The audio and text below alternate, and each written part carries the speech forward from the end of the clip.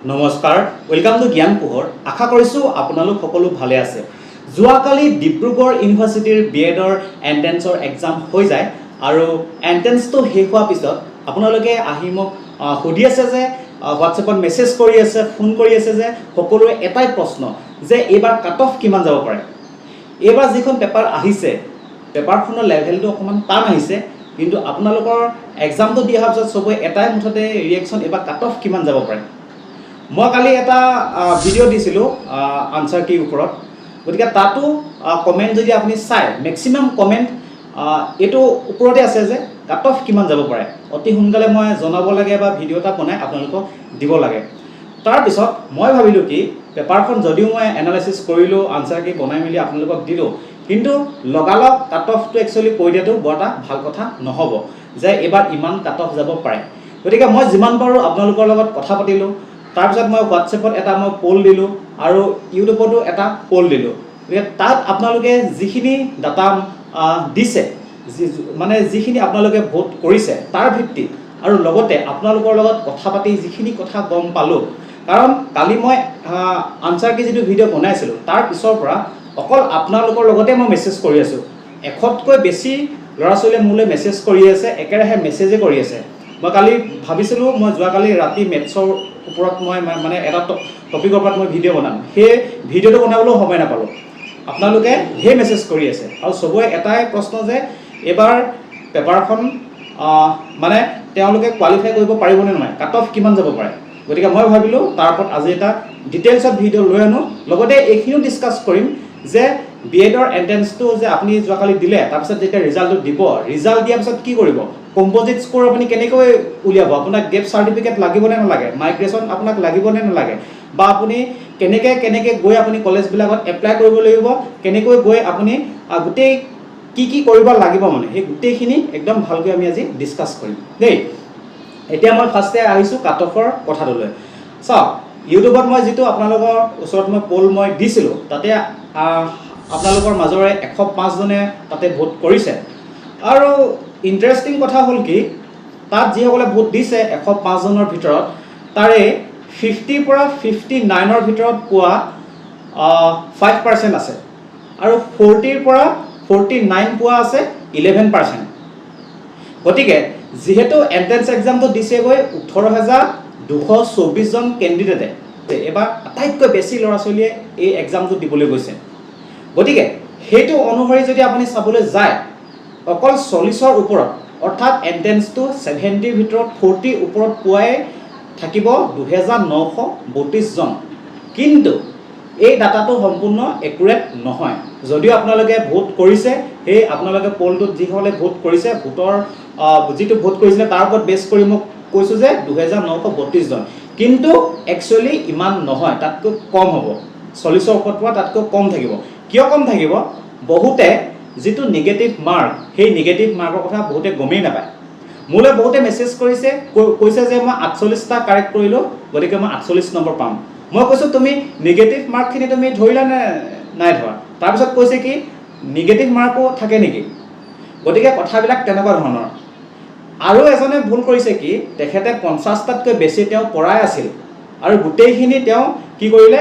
পেপাৰখনত চিন্দি হ'ল আৰু তাৰ পিছত লাষ্টত 5 মিনিট মান সময় আছে মাত্ৰ 30 টা তেওঁ ওইমাত গুল কৰিবলৈ পালে আৰু বাকিখিনি কৰিবলৈ নাপালে গতিকে মই আপোনালোকক আগতে কৈছিলো যে আপোনালোকে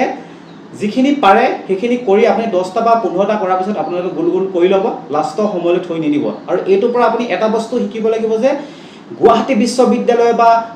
আসাম ইউনিভাৰ্সিটি বা বড়োলেণ্ড বিশ্ববিদ্যালয়ত যিসকলে দিবলৈ গৈ আছে সেইসকলে এইটো ভুল নকৰিব মই আগতেও কৈছিলো বাৰু মই এতিয়া টপিকটোলৈ পুনৰ ঘূৰি আহিছো কাট অফ কিমান যাব পাৰে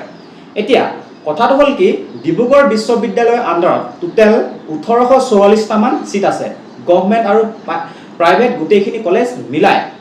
গতিকে আমি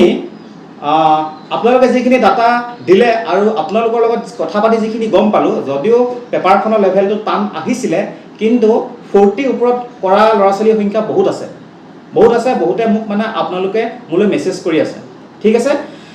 আৰু সেই যিখিনি ডাটা সেই ডাটাখিনি অনুসৰি যদি আপুনি কবলৈ যায় এই বৰ্ষত আপুনি ক্লিয়াৰ কৰিবলৈ হলে মিনিমাম আপুনি 34 মান আপুনি মাৰ্কস পাব লাগিব হয়তো প্লাছ মাইনাছটো কিবা এটা হ'ব পাৰে, অলপমান ফ্লাকচুৱেট কৰিব পাৰে 2 মাৰ্কছ এটা, কিন্তু সিমানটোতে থাকিব, তাতকৈ কমিব নালাগে। হয়তো 34 প্লাছটো বা মাইনাছটো কিবা এটা হ'ব। কাৰণ চাওক, আগতে 12,000 13,000 ল'ৰা ছোৱালীয়ে ডিব্ৰুগড় বিশ্ববিদ্যালয়ৰ আণ্ডাৰত BEdৰ এণ্ট্ৰেঞ্চ দিয়ে, প্ৰত্যেক বছৰে প্ৰায় সিমানেই হয়। কিন্তু আগতে 22 বা 23 গৈছিল কাট অফ, জাষ্ট এইটো মানে ক্লিয়াৰ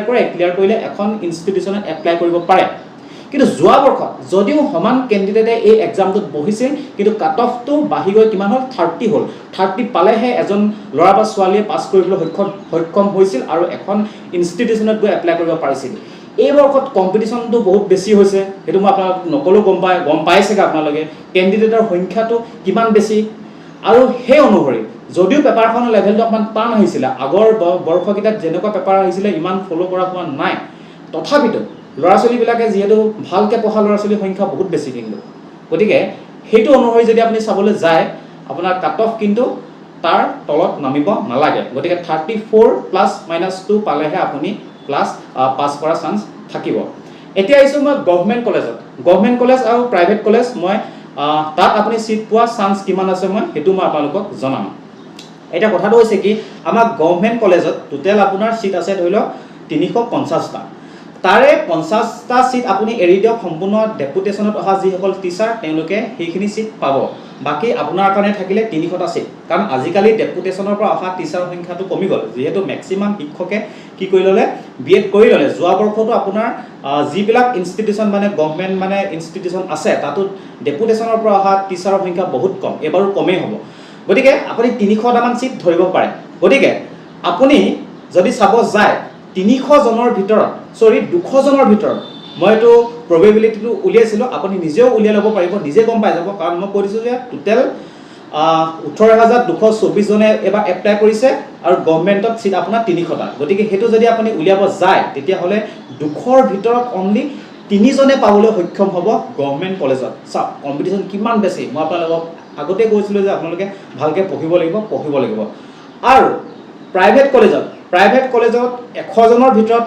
ছিট পোৱা চান্স কিমান আছে জানেনে? 18 জন। গতিকে 100 জনৰ ভিতৰত অনলি 18 জনেহে ছিট পোৱা চান্স আছে, বাকী 82 জনে নাপায়। এইটো একদম সঁচা কথা। কিন্তু 82 জনে নাপায় বুলি যে তেওঁলোকে পঢ়িব নাজানে বা এক্সাম তেওঁলোকে বহুত বেছি বেয়া হৈছে তেনেকুৱা নহয়, কাৰণ ছিটৰ সংখ্যাটোৱে হৈছে বহুত লিমিটেড। সেইটো কাৰণে মই আপোনালোকক কৈছিলোঁ যে আপোনালোকে অকল ডিব্ৰুগড়ৰ নকৰিব, গুৱাহাটীও এপ্লাই কৰিব। মইতো এক্সট্ৰাকৈ এটা ভিডিঅ'ই বনাই দিছিলোঁ যে আপোনালোকে গুৱাহাটী বিশ্ববিদ্যালয়ৰ এণ্ট্ৰেঞ্চটোৰ কাৰণে আপুনি এপ্লাই কৰিব, কাৰণ ডিব্ৰুগড়ত ছিটৰ সংখ্যা একদম লিমিটেড। তাকো এবাৰ ঢেৰ ল'ৰা ছোৱালীয়ে এপ্লাই কৰিছে দেই। গতিকে কাট অফৰ কথাটো হ'ল তেনেকুৱা ধৰণৰ। কিন্তু মই যিটো ক'লোঁ যে একজেক্ট সেইটোৱে যাব তেনেকুৱা নহয়, অকণমান হয়তো উঠা নমা হ'ব পাৰে। আৰু আগতে যিটো ডাটা কৈ থকা আমি পাতি আছিলোঁ বা আগৰ যিখিনি ট্ৰেণ্ড আমি দেখা পাইছিলোঁ যে 45ৰ ওপৰত যদি এজন জেনেৰেল কেণ্ডিডেটে পাবলৈ সক্ষম হয়, তেতিয়াহ'লে এখন গভৰ্ণমেণ্ট কলেজত ছিট পায়। আৰু 40 ওপৰত যিসকলে পাবলৈ সক্ষম হয় SC ST বা OBC, তেওঁলোকে এখন গভৰ্ণমেণ্ট কলেজত ছিট পাবলৈ সক্ষম হয়। কিন্তু অকল 40 ওপৰত পালেই নহ'ব, তেওঁ একাডেমিক্সৰ যিটো মাৰ্কছ সেইটো কিন্তু অলপ ভাল হ'ব লাগিব। যদি তেওঁ একাডেমিক্সৰ মাৰ্কছ যদি তেওঁ 18 বা 19 আহে,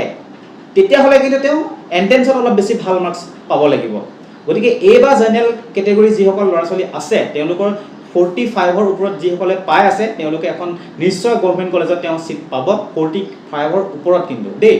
আৰু যিসকলৰ 40 ওপৰত আছে SC ST বা OBC, আগৰ নিচিনাকৈ প্ৰায় সেইটো তেনেকুৱাই থাকিব লাগে। কিন্তু যাৰ একাডেমিক্সৰ মাৰ্কছটো অলপ বেছি, 23 বা 24 যাৰ আহে, তেওঁলোকে 42-3 পালে তেওঁলোকে পাই যাব। আৰু যাৰ একাডেমিক্সৰ মাৰ্কছটো অলপ কম, তেওঁলোকে কিন্তু এণ্ট্ৰেঞ্চত অলপ বেছি মাৰ্কছ আহিলে ভাল হয় বুলি এইটো মই ভাবোঁ, সেইটো মোৰ ধাৰণা হয় দেই। এতিয়া আহিছোঁ মই কম্প'জিট স্ক'ৰটোনো কেনেকৈ উলিয়াই। মানে চাওক, আপুনি এণ্ট্ৰেঞ্চত যিটো মাৰ্কছ পালে, সেই এণ্ট্ৰেঞ্চত পোৱা মাৰ্কছটো প্লাছ আপোনাৰ একাডেমিক্সৰ পৰা যিটো মাৰ্কছ আহিব, সেই দুইটা যেতিয়া আপুনি প্লাছ কৰি দিব, তেতিয়া সেইটোকে কোৱা হয় কম্প'জিট স্ক'ৰ। এতিয়া আপোনাৰ একাডেমিক্সৰ মাৰ্কছটোনো আপুনি কেনেকৈ উলিয়াব? চাওক, একদম চিম্পুল কথা। আপুনি ধৰি লওক মানে মেট্ৰিক, হাই ছেকেণ্ডেৰী, গ্ৰেজুৱেশ্যন বা মাষ্টাৰ ডিগ্ৰী, সেই 4টা মাৰ্কছ ধৰা হয়। কিন্তু গোটেই 4টা নধৰে, মেট্ৰিকতো ধৰে, হাই ছেকেণ্ডেৰীটো ধৰে আৰু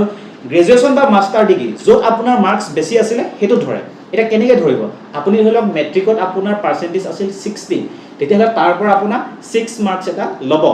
আপোনাৰ হাই ছেকেণ্ডেৰীত মাৰ্কছ আছিলে ধৰি লওক 60 তাৰ পৰা আপোনাৰ 6 মাৰ্কছ এটা ল'ব আপোনাৰ ধৰি লওক গ্ৰেজুৱেশ্যনত আপুনি পাইছিলে 50% আৰু আপুনি মাষ্টাৰ ডিগ্ৰীত পালে 60% গতিকে আপুনি যেহেতু গ্ৰেজুৱেশ্যনত আপুনি মাত্ৰ কিমান পালে 50% পালে আপোনাৰ সেইটো নলয় বেছি যিটো মাৰ্কছ পাইছিলে আপুনি মাষ্টাৰ ডিগ্ৰীত 60% পাইছিলে গতিকে তাৰ পৰা আপোনাৰ 6 মাৰ্কছ এটা ল'ব গতিকে মেট্ৰিকত পালে মেট্ৰিকৰ পৰা আহিলে 6 মাৰ্কছ হাই ছেকেণ্ডেৰীৰ পৰা আহিলে 6 মাৰ্কছ আকৌ আপোনাৰ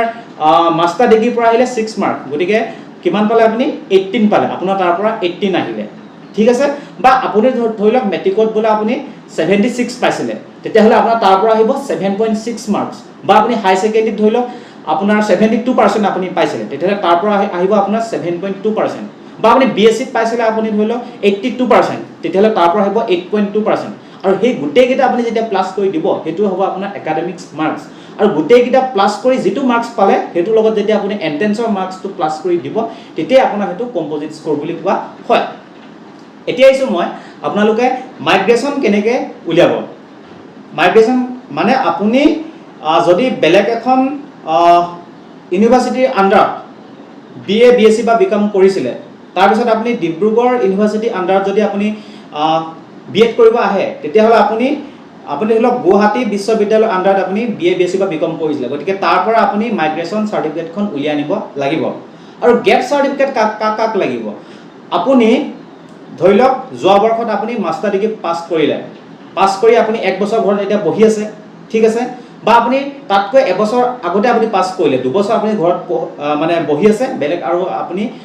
আপুনি পঢ়ি থকা নাই আপুনি এন্ট্ৰেন্সৰ কাৰণে পঢ়ি আছে সেইটো বেলেগ কথা বা কম্পিটিটিভ এক্সামৰ কাৰণে পঢ়ি আছে সেইটো বেলেগ কথা গতিকে সেইসকলক কি লাগিব গেপ চাৰ্টিফিকেট লাগিব আৰু সেইখন আপুনি কেনেকৈ উলিয়াব পাৰিব কাৰণ এইটো মেছেজো মোলৈ বহুত আহি থাকে সেইখন উলিয়াবলৈ হ'লে আপুনি বেলেগ একো কৰিব নালাগে কোৰ্টত যাব বা আপোনাৰ যদি চিনাকি এজন উকিল আছে তেওঁলোকৰ লগত কথা পাতিব আপোনাৰ 500ৰ পৰা 1000 টকাৰ ভিতৰতে আপুনি সেইখন উলিয়াই ল'ব পাৰিব আপোনাৰ যিখিনি এডুকেশ্যন কোৱালিফিকেশ্যনৰ লগত জড়িত আপোনাৰ যিখিনি ডকুমেণ্টছ আছে সেইখিনি আপুনি দিব লাগিব লগতে আপোনাৰ আধাৰ কাৰ্ড পেন কাৰ্ড সেইখিনি দিব লাগিব আৰু সেইখিনি দিলে আপোনাৰ একেদিনাখনৰ ভিতৰতে আপোনাৰ গেপ চাৰ্টিফিকেট ওলাই যাব ঠিক আছে